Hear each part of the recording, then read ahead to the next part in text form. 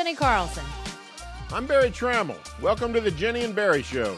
The Big 12 schedule is out. Finally, even though the league is the last of the Power Four to release its schedule, the excitement remains. We get to see when Oklahoma State is going to some new locales and where the Cowboys may face their biggest challenges. We also get to slice and dice the schedule to see who got it tough, who got it easy, what it might mean next fall. Barry and I will talk about all that and more, but first we want to say thanks to these sponsors for supporting the Jenni and Berry Show. The Oklahoma Ford Dealers Association, MidFirst Bank, Next Gen Roofing, Two Fellas Movers, the National Cowboy and Western Heritage Museum, 988, Oklahoma's Mental Health Lifeline. Drive into your best in Oklahoma Ford dealers today for the best deals on Ford's full lineup of trucks and SUVs. Ford is the best in Oklahoma. And let's face it, a box of pizza and a case of beer just don't work like they used to. Nobody wants to help you move. We know two fellas that love moving. At Two Fellas Moving Company, we offer free, no strings quotes for your move. With more than 20 years experience, we've pretty much moved it all. Our services don't end up moving either. Need to do some remodeling or spring cleaning? We've got you covered with dumpster rentals and junk haul services. Remember, quotes are free and there are no strings attached. If you're moving in Oklahoma, make sure to call the fellas. Visit twofellas.com for your free quote today. Well, Barry, as we sit here on Tuesday, the tail end of January, we have gotten the Big 12 schedule. Again, the final of the Big Four to put out that schedule. But obviously interesting. We've known the teams for a while, who was going to play who. But as you look at this, especially for Oklahoma State, now in the 16-team Big 12, what jumps out at you about Oklahoma State's schedule heading into the new look Big 12? Well, what jumps out at me about OSU, as well as the entire Big 12, is the September showdowns. I mean, it looks like they front-loaded the schedule. Cowboys, they play Utah on September 21. They go to K-State on September 28, along with Arizona. Those are probably the top four teams in the league, along with Kansas. So out of the top five teams, Cowboys play two of the others right off the bat in September. And as well, we have, I think it's Arizona plays K-State on September 14th. So I think the Big 12 front-loaded the schedule. Now, I would have liked to have seen some games opening week, September 7th, get the Big 12 brand going, to get the new look Big 12 into the grist mill of college football intrigue. They didn't do that. We have to wait till week 3 before a conference game. But when we get to the conference, they really rip them off at a high level.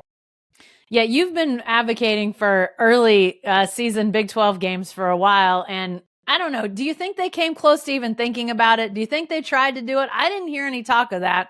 But do you think there was ever a close push to maybe try that with this expanded Big 12 next year? I actually pitched the idea to Brett Yormark. I wrote about it, and then I pitched it to him. And he seemed intrigued. I don't know if he was just patting me on the head and sending me out to play, or if he just went to the ADs and they said, no, we got to play Long Island and Monmouth on week 1. It's written in the Constitution. I don't know. But if you're not gonna start on August 31st or even September 7th, this is a way to do it, to get off right off the bat with games like OSU, Utah, OSU, K-State, Arizona. Arizona, Utah is also another one. So there you go. So we got 4 of what we would call conference showdowns in September. So we might have a pretty good idea come October who's in the driver's seat to reach Arlington for the championship game. Yeah, and as you look at Oklahoma State's and the entirety of their schedule, Barry, if you back out a little bit more and look at that non-conference slate for Oklahoma State, you've written about this and we've talked about it, on a couple of occasions. While we joke about the Long Island states and the Monmouths of the college football world, Oklahoma State starting with South Dakota State, the defending champs of the lower Division II. So no slouch in South Dakota State coming to Stillwater. And then an SEC team in Arkansas comes to Stillwater. So first 2 weeks of the season, you've got games that, could potentially be losses for the Cowboys. And then a game at Tulsa, followed by those games you just mentioned to finish out the month of September. Those first 5 games, we're going to have a pretty decent idea just how good the Cowboys are. We We think that this is a team that has a chance to contend for one of those 12 playoff spots. And I don't necessarily think a single loss in there would derail that entirely. But, the more wins you can accrue, even with the expanded playoff, the better your chances are. And Oklahoma State's going to get tested right out of the box. If they have the slow start we saw them get off to last year, could be big time trouble. Now, big reason they got off to a slow start was they were trying to figure out their quarterback. They didn't know yet that they wanted to give Ollie Gordon the football 20, 25 times a game. I think they now know Alan Bowman's the quarterback. Ollie Gordon needs the ball 20 or 25 times a game. So I don't think they'll have the same reason for a slow start. But they got to get after it, Barry. They got tough games right out the chute. And I'm not saying that necessarily eases a ton, because I think the Big 12 is still going to be a pretty competitive league. But, man, that's a tough start for the Cowboys. Yeah, it's a dangerous start. It is.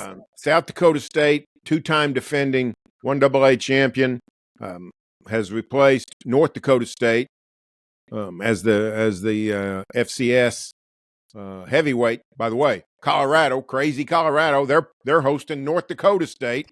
So, they'll, even when they play a lower level team, it's a really good one. But in this age of the portal, in this age of losing guys to bigger programs, or guys, the 1AA, even the heavyweights should not be quite as potent as they were. It looks like South Dakota State, last I heard, their quarterback was going to transfer to Northwestern. They've lost quite a few starters.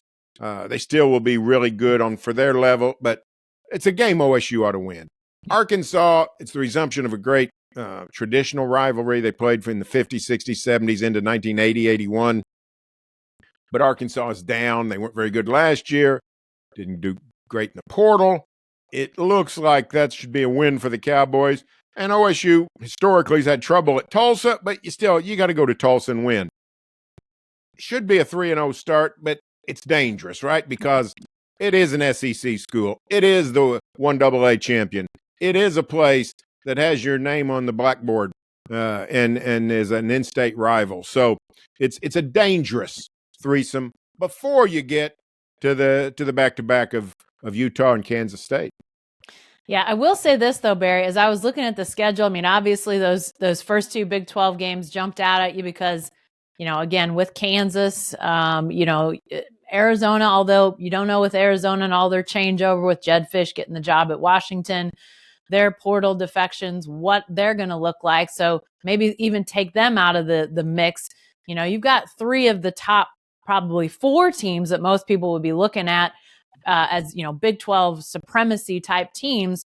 The OSU's playing two of the other ones to start the season. That jumps out at you right away. But then I got to thinking, what you just said about the portal and what we've come to know in recent years about the Big 12, teams that we don't think are going to be in the mix suddenly get in the mix. Oklahoma State a year ago, for example, they jump into the mix.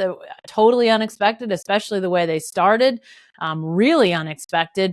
TCU a couple years ago. So as you look at the schedule, October, West Virginia and Stillwater, then an off week, then a couple of away games at BYU and Baylor. Then November back to Stillwater for Arizona State, on the road at TCU, then home for Texas, and then on the road again at Colorado. You look at that and you say, okay, it doesn't look so bad in November. It doesn't look so bad in October. But we don't really know. I think the way the Big 12 has gone, you just assume there's going to be a team or two that surprise us. So could it be BYU? Could it be Arizona State? I mean, I don't know, but I didn't think it'd be TCU a couple years ago. And after the first few weeks of last season, I didn't think it'd be OSU last year. So I don't know. I think it's one of those things in the Big 12 where you can make assumptions now. But the way this whole thing has gone, the parity in the league, I think it just leaves a lot of questions of what we think today could look completely different once this season really gets cracking. Well, you're 100% right. We have no idea who's really going to be good. We're just surmising.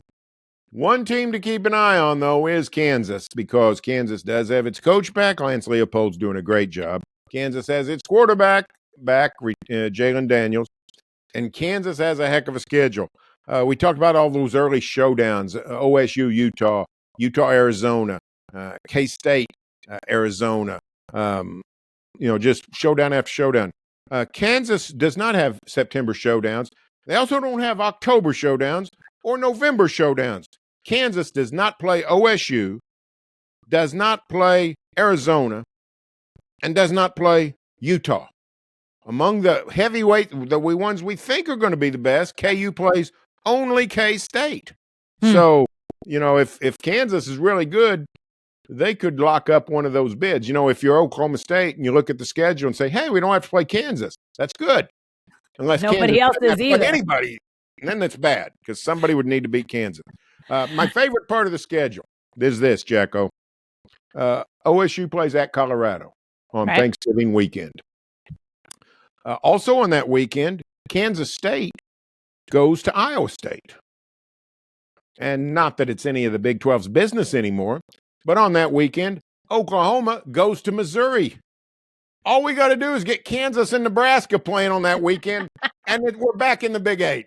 We are back in the big. We're in the time tunnel. 30 years. 3 of the 4. We got 3 of in the old days had 4 Big 8 games a week.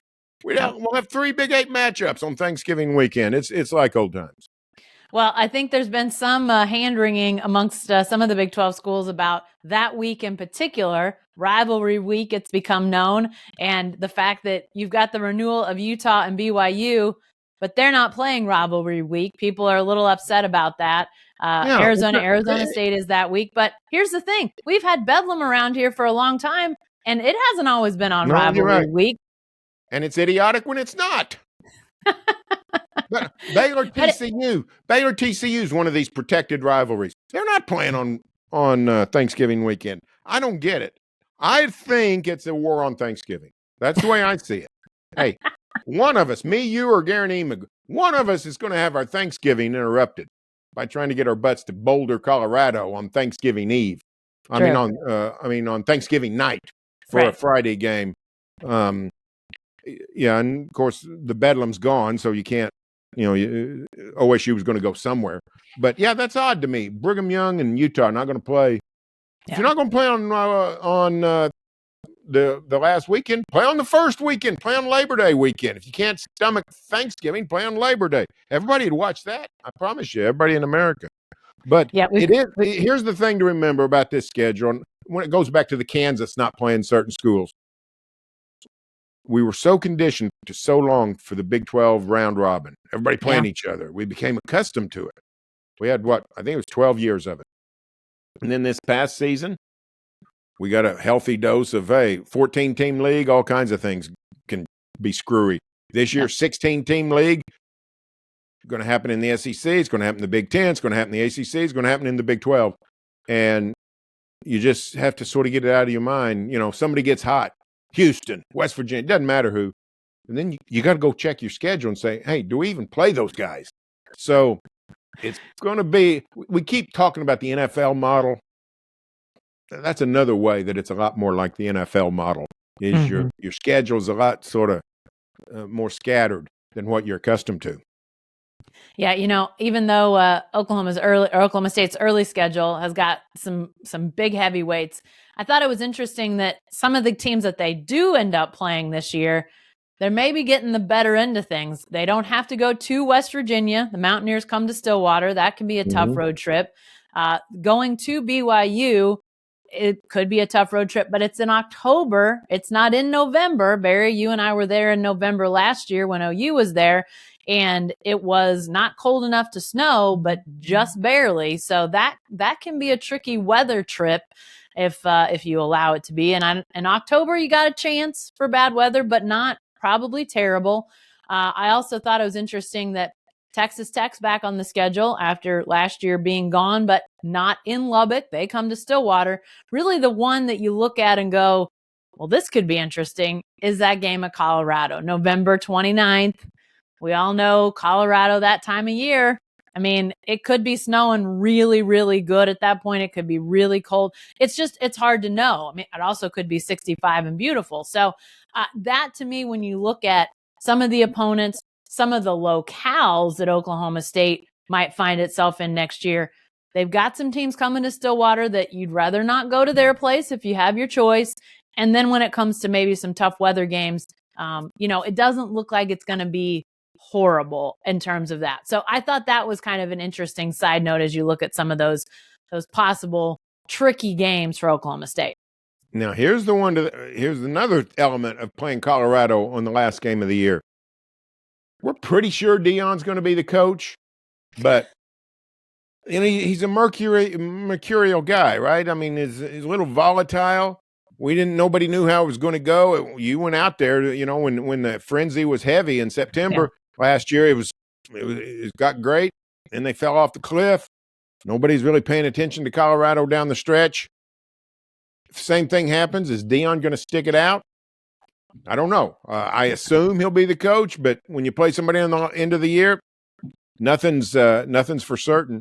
The other thing I think about is interesting is, the Cowboys missed all the Texas schools last season.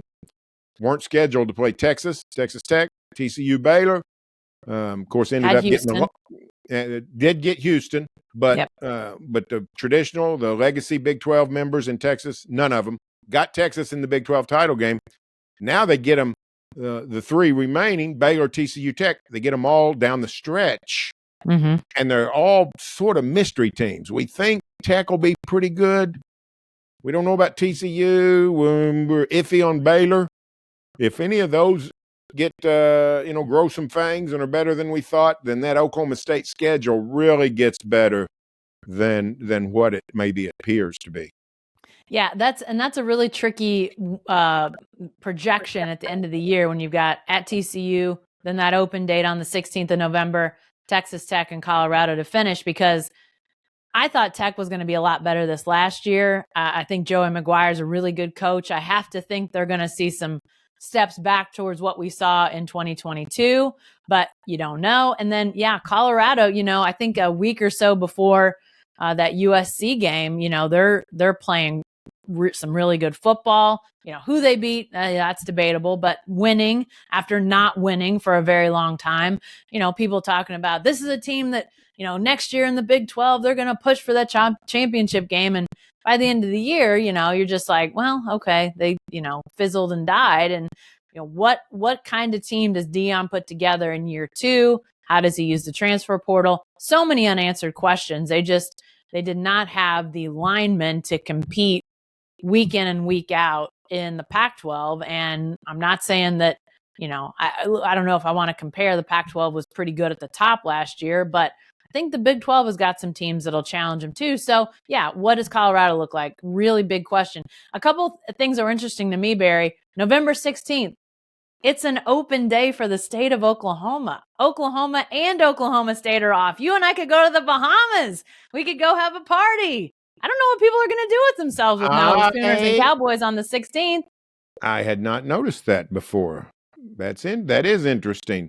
And it's also unfortunate because I get addicted to football every autumn. So I don't know what I'll do. Maybe Tulsa's playing a good squad. I'll have to look up the TU schedule. The other thing is OSU got to buy OU Texas Saturday. So, the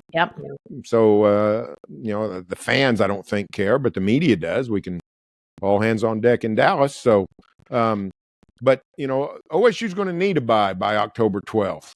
After the Utah at K-State, West Virginia trio to start. The byes are interesting. Arizona gets September and November byes, 9 in October. I thought that was interesting. October is sort of when you need it the most. Utah has 2 byes, 3 weeks, 3 games in between, but they're sort of in the middle of the October 5, November 2nd. They don't get them early or late. So it's an interesting schedule. It's one of those years where we have 14 Saturdays of the regular season. A lot of years we only have 13, but we have 14, so everybody gets 2 byes. The earliest comes, Iowa State has one on September 14th, and probably don't need it that early, but that's when the Cyclones are going to get it. Yeah, just a lot to chew on. And one of the things I'll say before we get out of here that I thought was fun, if you have a chance, go search on some of these teams' websites, social media. A couple teams have done some really fun videos. UCF did one that I thought was entertaining. Iowa State used players and for each of the weeks to introduce the game in some fun and different ways, including their final game. K-State goes to Ames, and their video of that is one of their running backs, I think, out on the field probably this week in Ames, and it is just covered in snow. Well, maybe the dude that ran for 300 yards on him in the snow last November. That could be. I didn't look to see who it was, but yeah, I thought that was fitting, considering a November game in Ames can have all sorts of white stuff involved with that. But yeah, just some fun stuff out there when it comes to schedule releases. One thing I want to caution Big 12 fans about: you may look at the schedule and see a September 7th conference game, Baylor at Utah. Baylor does play at Utah on September 7th. It is not a conference game. They were already scheduled. They said, let's go ahead and play as a non-conference game. It's madness. I totally agree. It's madness, but don't get confused. That one will not count in the conference schedule. The conference race starts the next Saturday on September 14th. So we've got us a Baylor-Utah game that is a non-conference game. Barry, the schedule coming out, is there any would you change what you thought about who you suspect will be playing for a Big 12 title at the end of all of this, based on what you saw today? If you thought Oklahoma State was a good chance to be in Arlington, did anything happen today that changed your mind? Any of the schedules that made you think, I don't know if that team will get there after all? No, I don't think so. Me either. We knew the matchup. We knew who you're playing is more important than when you're playing. So I don't think it really matters. We don't yet know for sure on a lot of the Thursday and Friday games. Yeah, we've got some either or situations, Thursday, Friday, or Saturday on a few. For instance, Oklahoma State at BYU could be Friday or Saturday. We got a few of those. TCU Houston is a Friday or Saturday. But as long as you're not playing a short week, it really doesn't matter. I mean, a really short week. Mike Gundy does not like short weeks, so he's not going to like that. He's not going to like that BYU that Colorado game. But if the BYU comes after a bye, so it really doesn't matter. Let me see about BYU's. BYU does play Arizona the Saturday before OSU, so Mike shouldn't mind playing on Friday. Let the Cougars play on a short week. Yeah, a couple of Friday games, and Oklahoma State, at least at this point, doesn't look like they'll be hosting one of those Friday games. We know that Mike Gundy has liked non-conference games moved off of Saturday. At this point, it doesn't look like that's going to happen, but we'll have to wait and see. Sometimes that hasn't gotten announced until the summertime, right, Barry. So it could happen, but at least all the talk coming from the Big 12 about more non-Saturday games, at least for Oklahoma State, doesn't look like it's a huge impact. But I think to me, Barry, that's something worth watching more as time moves on, because I just think the appetite for football is, it's gone out of the weekend. We see it with the NFL and how many days they've gone to, and obviously the colleges want to get into that business. So I wouldn't be surprised to see that continue, maybe even more so. But 2 was about what I thought it would potentially be. And we don't know if that BYU game is going to be a Friday game for Oklahoma State yet. Yeah, and good for Stillwater Merchants. Neither, as you said, neither one's a home game. I guess it's possible OSU could move the opener to Thursday because they have done that several times in the past. I don't know if they'll choose to do that or not. It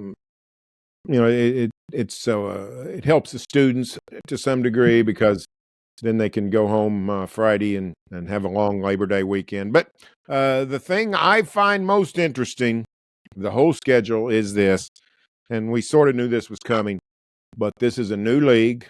It's a new beginning, a lot of new blood. Literally 8 of these 16 teams were not in the Big 12 in 2022. I mean, it's a massive overhaul. It's an extreme makeover. And it's a league that is fighting for market share. It's fighting for spotlight in the glare of the Big Ten and the SEC. and it's not kicking off with much of a bang. Here are the opponents on opening weekend for the Big 12. South Dakota State, Southern Illinois, New Mexico, Wyoming, New Hampshire, Towson, North Dakota State, Nevada, Las Vegas, North Dakota, Lindenwood, Tennessee Martin, Tarleton State, Abilene Christian, Southern Utah, and then on Friday, Labor Day Friday, Stanford hosts TCU. So, Frogs, I salute you. And the Mountaineers play Penn State. So, West Virginia. But for the most part, it's a dud weekend. I think the Big 12 should have had a better bang for its buck launching this new era. Yeah, for sure. They went into the Dakotas and found every possible college team they could find, apparently. So, yeah, just... That's right. Are they playing 3 of the 4 Dakota? They're playing three Dakota teams, unless Lindenwood is in one of the Dakotas, and then it's 4. Missouri, I believe, Barry. I think it's a St. Louis suburb. Missouri. Yeah, but New Hampshire might as well be an honorary member of the Dakotas. So, Tarleton State and Abilene Christian. We're back. We're playing Lone Star Conference football here. So, whatever. You just sort of have to live with it. Arizona, New Mexico was going to be one of the better games of the weekend, and and then it heats up in week 2. But I wish the Big 12 was heating up in week 1. Yeah, your war against bad non-conference games has not reached the Big 12 offices. Let me find a white flag. I'll wave it right now. I've lost. Not yet. Maybe they'll get blowback, and maybe next year. Maybe next year, Brett Yormark will be calling you saying, now, what was that plan for conference play? What can we do to make this better? Maybe so. The Brooklyn Dodgers refrain forever. Wait till next year. While I sit here and watch Kansas State host Tennessee Martin. Well, other than those bad non-conference openers, we'll have a lot more on the Big 12 schedule coming up, but that's all the time we've got for this week. We've got all sorts of college football content at selloutcrowd.com. You can find our columns, videos, podcasts there, as well as at our website, barrytrammell.com and jenny-carlson.com. If you want our content at your fingertips, and why wouldn't you? We've got you covered there too. We've got a new app. It's available for download on iPhone and Android, so you can get that today. And if you want our content sent straight to your inbox, sign up for our email newsletters. We'll bring all that content right to you. It's easy. Sign up today at selloutcrowd.com. This happens to be your first time hearing or watching us, be sure to subscribe to our show on YouTube or your favorite podcast app. And if you like what you hear, please leave a review. Thanks for joining us, and we'll see you next time.